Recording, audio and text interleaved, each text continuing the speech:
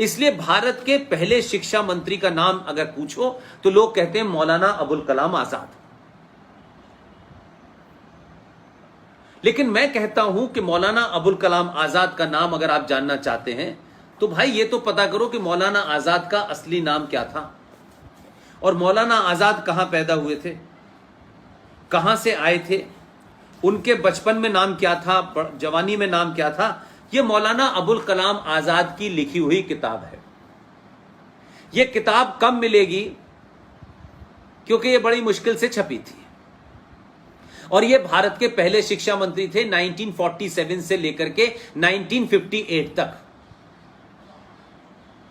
हम आज कोई शिक्षा मंत्री बन जाए तो हम बड़ी खामियां निकालते हैं कि पता नहीं कहां से पढ़ के आई हैं, इन्हें कुछ पता भी नहीं है, ये नहीं है, कोई डिग्री मांगता है, कुछ मांगता है। लेकिन देश के पहले शिक्षा मंत्री जिनका पूरा नाम था सैयद गुलाम मुइनुद्दीन अहमद बिन खैरुद्दीन अल हुसैनी, ये भारत में पैदा नहीं हुए थे, ना भारत में इनका कोई रिश्तेदार था, ना इनके माता पिता भारत के थे। इनके पिता मक्का के में रहने वाले थे, इनकी मां मदीने की रहने वाली थी और इन साहब का जन्म मक्का में हुआ था 1888 में। ये भारत आ गए 1902 में। पूरी दुनिया की सारी किताबें खंगाल दी, मुझे यह पता नहीं चला आज तक कि ये भारत के पहले शिक्षा मंत्री ऐसा होना चाहिए, कम से कम पढ़ा लिखा हो, कुछ ज्ञान हो। आज तो हम छोटी छोटी बातों पे लोगों से पूछते हैं, लेकिन उस वक्त तो बड़े बड़े ज्ञानी मौजूद थे। लेकिन ये शिक्षा मंत्री न कभी स्कूल गया, न कॉलेज गया, न विश्वविद्यालय गया, ये मदरसे में पढ़े हुए हैं और मदरसे से निकल के मदरसा साहब ये शिक्षा मंत्री बने और 47 से 58 तक रहे। और इतने झूठे थे, ये इतने डरपोक थे कि अपने रहते रहते जो किताब इन्होंने लिखी है इंडिया विंस फ्रीडम, इस किताब को 1958 से पहले लिखा और उस वक्त की जो सच्चाइयां थी और इनके जो मक्कारी के मंसूबे थे, जो साजिशें थी इस आदमी की, उसके बारे में लिखने की हिम्मत अपने जीते जी नहीं हुई। क्योंकि अगर ये लिख देते तो इनकी पोल खुल जाती, तो फिर ये शिक्षा मंत्री नहीं रहते और इनका हिडन एजेंडा पता चल जाता। तो अपने लिखने से मरने से पहले इन्होंने 30 पन्ने अलग से लिखे और कहा कि जब मेरी मृत्यु हो जाए उसके 30-35 साल के बाद इस 30 पन्नों को मेरी किताब में जोड़ देना। वो 30 पन्ने समेत ये किताब मिल गई है मुझे। जो शिक्षा मंत्री अपने जीते जी सच न बोल पाया हो, जिसका भारत की संस्कृति से कोई लेना देना ना हो, भारत के फ्रीडम मूवमेंट से उसका कोई मतलब ही ना हो, उसके बाप का दादा का, वो यहां आए, शामिल हो गए। मक्का में रहने वाला आदमी कलकत्ता चला गया, जबकि कलकत्ता से कोई कल्चर का मामला नहीं था। और किसी ने पूछा, और ये उस दौर में शिक्षा मंत्री बने जब हमारे देश में उस वक्त, आज 1 तारीख है, सारे देश में 5 सितंबर टीचर्स डे मनाया जाता है। ये टीचर्स डे क्यों मनाते हैं? उस वक्त के विद्वान महान शिक्षाविद डॉक्टर राधा कृष्णन का जन्मदिन होता है।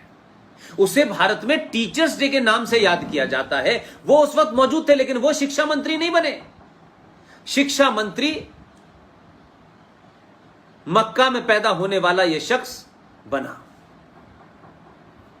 और उसके बाद शिक्षा का हाल क्या रहा? 30 साल तक ऐसे ही लोग आए। हुमायूं कबीर आए, एनसी छागला आए, फखरुद्दीन अली अहमद आए, प्रोफेसर नूरुल हसन आए और आखिर में 2004 से लेके 2009 तक मोहम्मद अली अशरफ फातिमी, वो 5 साल तक रहे। 30 साल तक शिक्षा में रहने के बाद कहते हैं कि मुसलमान शिक्षा में सबसे पीछे है। लेकिन हम कोई बात फैक्ट पे नहीं करना चाहते। सच्चाई पे नहीं करना चाहते। इसलिए आपने इतिहास में जो झूठ बोले जा रहे हैं, जो बताए जा रहे हैं, चाहे वो इरफान हबीब हो या चाहे उनकी एक बड़ी घनिष्ठ मित्र हैं जो हिस्ट्री डिपार्टमेंट में कभी क्लर्क हुआ करती थी, फिर उनकी नजदीकियों के कारण वो बहुत बड़ी प्रोफेसर हो गई और बंगाल में 6ठी क्लास की एक किताब उन्होंने लिखी है। बंगाल के अंदर बंगाली में किताब है, 6ठी क्लास की किताब है, और उसमें वो मैडम जिनको मैंने अभी सुना है 60 गांठ से प्रोफेसर एमेरिटस की डिग्री मिल गई है, और वो उस किताब में लिख रही हैं, बंगाली में पढ़ाया जा रहा है कि भगवान राम विदेशी थे और भारत पे आक्रमण करने के लिए आए थे और वो राक्षस मूल के थे। ये बच्चों को 6ठी क्लास की किताब में बंगाल में पढ़ाया जा रहा है। तो हमने आजाद होने के बाद भी इस देश में सत्ताधारियों ने अपने लालच में अपनी सत्ताओं को बनाए रखने के लिए भारत की सनातन संस्कृति को, भारत के मूल्यों को, यहां की संस्कृति को, आस्थाओं को, सरोकारों को धीरे धीरे करके समाप्त कर दिया और एक ऐसी संस्कृति यहां डाली कि यहां बच्चे क्लर्क बने, यहां सिर्फ मालिक की जू हजूरी करें, उनमें ज्ञान नाम की कोई चीज ना हो, वो सिर्फ मार्कशीट के मोहताज बन के रह जाएं। अपने देश के बारे में, अपनी संस्कृति के बारे में, अपनी मिट्टी के बारे में, अपने इतिहास के बारे में, जो गौरवशाली इतिहास है उसको वो जान न पाएं। इसलिए अकबर दी में ग्रेट को पढ़ते रहें, इसलिए औरंगजेब का रोड का नाम रख दिया जाए, इसलिए भारत के अंदर किंग एम्परर जॉर्ज 5 जो 5वां राजा था, इंग्लैंड से आया था, आज भी दिल्ली के अंदर कोरोनेशन पार्क है, सबसे बड़ा है और सबसे बड़ी उसकी जॉर्ज पंजम की मूर्ति लगी हुई है, आज भी लगी हुई है। आज भी अंग्रेजों के नाम से बहुत सड़कें हैं, आज भी मुगलों के नाम से बहुत सारी सड़कें हैं। इसलिए आपको बताया जाता है कि वो आक्रांत थे, ये किया, उन्होंने किस तरीके से भगवान राम का मंदिर तोड़ करके बाबरी मस्जिद बनाई, उन्होंने कैसे मथुरा के अंदर मंदिर तोड़ के मस्जिद बनाई, उन्होंने कैसे काशी में बाबा विश्वनाथ, ये सब हमें पता है और दिखाई दे रहा है, लेकिन ये पढ़ाया नहीं जाता, ये बताया नहीं जाता। क्यों? इसीलिए भारत के अंदर भारतीय पैदा नहीं हो रहे हैं, भारत के अंदर अंग्रेजी शिक्षा लेकर के आईएएस और पीसीएस, जिसे व्हाइट कॉलर क्लर्क कहते हैं, वो पैदा हो रहे हैं। न उनका भारत की संस्कृति से कोई इंटरेस्ट है, न सरोकारों से कोई इंटरेस्ट है, उनको सत्ता की जी हजूरी करनी है।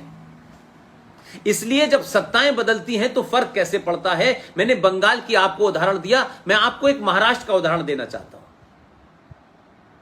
महाराष्ट्र में 8वीं क्लास की किताब में, क्योंकि वहां सरकार एक अल्ट्रा सेकुलर आ गई है और सरकारों के मजबूरियां देखिए कि कैसे उसमें जिहादी और अंडरवर्ल्ड दाऊद माफिया, हाजी मस्तान, करीम लाला, ये तमाम जो लेगेसी मुंबई में चल रही थी, उन लोगों के लोग सत्ता में बैठ गए हैं, मंत्री बन गए हैं। उन्होंने मराठी में किताब आई है जनरल नॉलेज की, जो बच्चों को 8वीं क्लास में पढ़ाई जा रही है।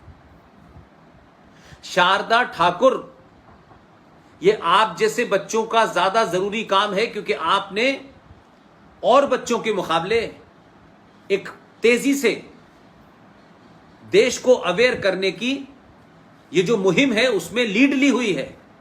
आपको उनका नेतृत्व करना है, आपको उन्हें अपनी लीडरशिप प्रदान करनी है। और ये जो बातें मैं बता रहा हूं, ये इसलिए कि इस पे चर्चा आपके लेवल पे होनी चाहिए। मराठी में जो किताब पढ़ाई जा रही है 8वीं क्लास की, उसमें लिखा हुआ है सरदार भगत सिंह, सुखदेव और राजगुरु, ये 3 नाम हम पिछले 40-50 साल से रोज गिन रहे हैं। युवा थे, 24-24, 23-23 साल की इनकी उम्रें थी, और ये तीनों को एक साथ फांसी पे चढ़ा दिया गया। लेकिन सत्ता में कितने जहरीले, कितने खतरनाक लोग अलग अलग जगह बैठे हुए हैं कि उन्होंने बिना चुपचाप से बताए 8वीं क्लास की किताब में लिखा है सरदार शहीद भगत सिंह, राजगुरु और सुखदेव का नाम हटा करके वहां कुर्बान हुसैन का नाम आ गया है।